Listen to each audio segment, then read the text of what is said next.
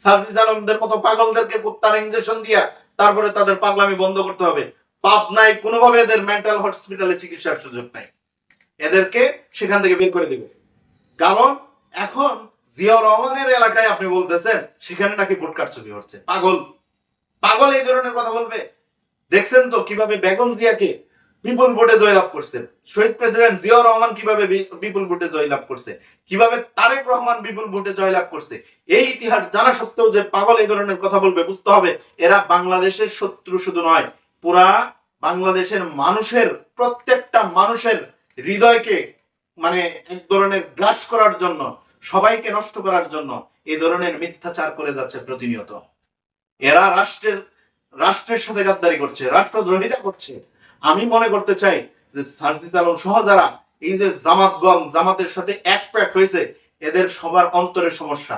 এই অন্তরের সমস্যা রোগীদেরকে চিকিৎসা করার জন্য কুত্তার ইনজেকশন দেওয়া ফরজ। শুধু তাই না, শেরপুরে যে নির্বাচন হচ্ছে, শেরপুরে সেই এলাকা হলো বিএনপি অধ্যুষিত। আওয়ামী লীগের আমলে তারা ভোট কেন্দ্রে যায় নাই, সেই জন্য আওয়ামী লীগ 5%, 6%, 15%, 20%-এর উপরে কোনো ভোটই পায় নাই। বিএনপির ভোটাররা শেরপুরের সেই আসনে ভোট দিতেই যায় নাই আওয়ামী লীগের আমলে, কারণ জানে তারা ভোট দিতে গেলে তাদের ভোট কারচুপি হবে, সেই জন্য ভোট দিতে চায় নাই। এই বিএনপি অধ্যুষিত এলাকায় নাকি আবার জামাত জিতবে। পাগলা কুত্তায় কামড়াইছে এদেরকে, পাগল হয়ে গেছে। শেরপুর এবং বগুড়া এই যে উপনির্বাচন গুলো হচ্ছে, সেখানে বিএনপি বিপুল ভোটে জয়লাভ করবে। বিএনপির কোথায় কোথায় ভোট আছে সেটা আপনারা জানেন ভালো করে, সেই জন্য চাই না শুই না বুঝা এই বিব্রতকর পরিস্থিতিগুলো তৈরি করছে। আমি বলছি জামাতকে যদি আবার নির্বাচনে আনান, জামাত নির্বাচনে শুধুমাত্র ফেসবুকে ভোট পাবে, ইউটিউবে ভোট পাবে, এর বাইরে মাঠে গিয়ে একটা ভোট কাস্ট করা তাদের জন্য বিপজ্জনক। কারণ তাদের ভোটই নাই নিজেদের নেতা কর্মীর বাইরে, জনগণ তাদেরকে ভোট দেয় না, কোন গাদ্দারদেরকে ভোট দেয় না। আমার শ্বশুর মুক্তিযোদ্ধা আমাকে ভোটের দিন সকালে জিজ্ঞেস করে বলতেছে, বাবা আমি তো আগে আওয়ামী লীগকে ভোট দিতাম, এখন বুড়া মানুষ, আমি লাঠি বর করে যাই, আমি তো ভোটার মানুষ, আমি তো মুক্তিযোদ্ধা, তা আমি এখন ভোট দেবো কারে? আমি বললাম যারা মুক্তিযুদ্ধের বিরুদ্ধে ছিল তাদের ভোট দেওয়ার দরকার নাই, যারা মুক্তিযুদ্ধের পক্ষে ছিল আপনি মুক্তিযোদ্ধা হিসেবে তাদেরকে ভোট দেবেন। আমার কি পাগলে পাইছে আমি মুক্তিযোদ্ধা হয়ে যারা আমার দিকে বন্দুক তাক করছিল তাদেরকে আমি ভোট দেবো? আমি তাদেরকে ভোট দিতে পারি না। বিএনপিতে আমি ভোট দেই নাই কোনোদিন, তবে এবার আমি দানের শীষে ভোট দেবো। কেন? যে আমি আগে আওয়ামী লীগের ভোটার ছিলাম, এখন থেকে বিএনপির ভোট আমি দিব। সে বিএনপির ভোট দিয়ে আসছে। এই হলো মুক্তিযোদ্ধাদের পরিবার এবং মুক্তিযোদ্ধাদের অবস্থা। মনে রাখতে হবে, কারণ বাংলাদেশের রাজনৈতিক দল হিসেবে মুক্তিযুদ্ধের সপক্ষের শক্তি হিসেবে একমাত্র বিএনপি এবং বিএনপির জোটেরাই অবস্থান করছে। আর মুক্তিযুদ্ধের এই রাষ্ট্রের এই মানচিত্রের বিপরীত শক্তি হলো জামাত এবং জামাতের গং এনসিপি। নাসিরউদ্দিন পাটোয়ারি সেগুলো স্পষ্ট করেছে, তারা নাকি জামাত থেকে শিবির থেকে আসছে।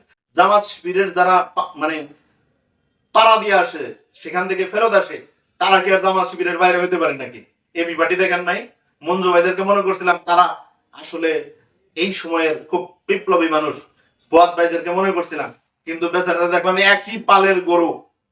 গরু ছুটে আইসা ভাড়ায় বলছে যে আমরা ভালো হয়ে গেছি, না পরে দেখলাম তারা একই পালের গরু, সেই জন্য এক জায়গায় ঢুকে করছে এবি পার্টির অবস্থা।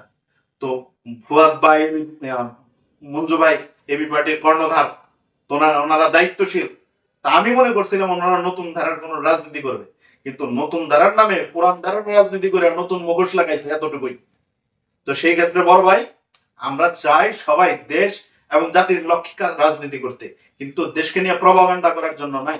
এই যে সার্জিস আলম, আসিফ মাহমুদ, সজীব ভুইয়া, নাহিদ ইসলাম, আক্তার, আমাদের ছোট ভাই, মনে করছিলাম এরা ভালো কিছু করবে, কিন্তু না, এরাও দেখি জামাতের কাছে ধর্ণা দিয়া এমপি হওয়ার জন্য দৌড়াইছে, এমপি হয়েছে, এখন পুরা দোস্ত এরা জামাতের, পুরা দোস্ত। আমি বলি যে তাহলে এনসিপি বিলুপ্ত করে দিয়া জামাতের কমিটিতে ঢুকে বললেই তো হয়, তাহলে তো আমরা সরাসরি বলতে পারি জামাত।